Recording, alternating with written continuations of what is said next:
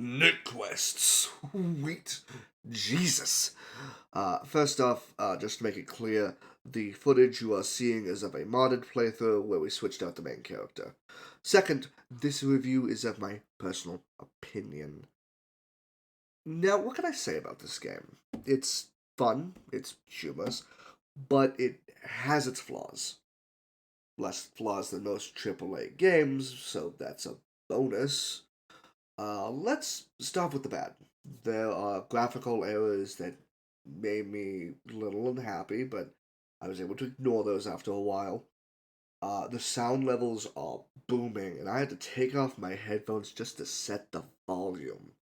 For me, personally, I had to set the game audio to 20%, and then my audio mixer to 20%, just so I could play it. And there's also no warning in game about heavy flashing or any seizure warning.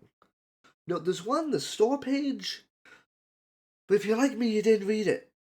And those are really my biggest gripes about the game. Now, what's fun is there's fourth wall breaking, characters are likable except one, and I think that one is meant to be just hated. There's also a good story behind the game that can be found just in the base game. It reminded me heavily of Final Fantasy 1. There's also New Game Plus that I didn't touch upon because I saw the creator, Lord Baeron, play the game himself.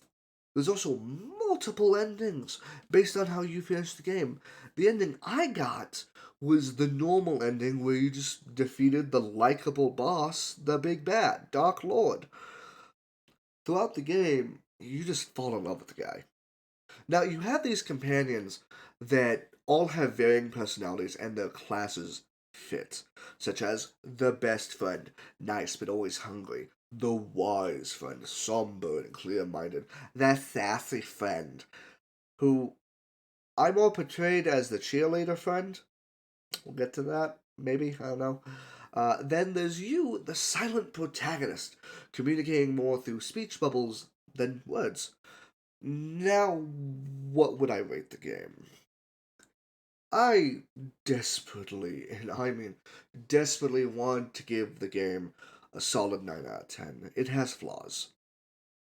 Now, I can't do that in good conscience, though. The main reason it being that there's no seizure warning or light sensitivity warning in game. I had to step away from the game in the third dungeon and in the final area before the big bad. I didn't even record that section in the third dungeon because of how bad it was. Haha, hi, future demon here. I realized I misspoke when writing that script. It's not the third dungeon, it's the second dungeon. Back to the review. If he adds this warning after this review, good on him. But until then, it's a 7 out of 10. Happy purchase, go play it, great game. But please add that warning in game or before you enter those areas. And if you have, and I'm just blind, so be it, that's on me. But besides that, good game. So, thank you all for coming by. I really appreciate you listening to these reviews. And if you need me, I'll be on Twitch playing our next game and seeing if we can review it. So thank you and have a wonderful day. Goodbye.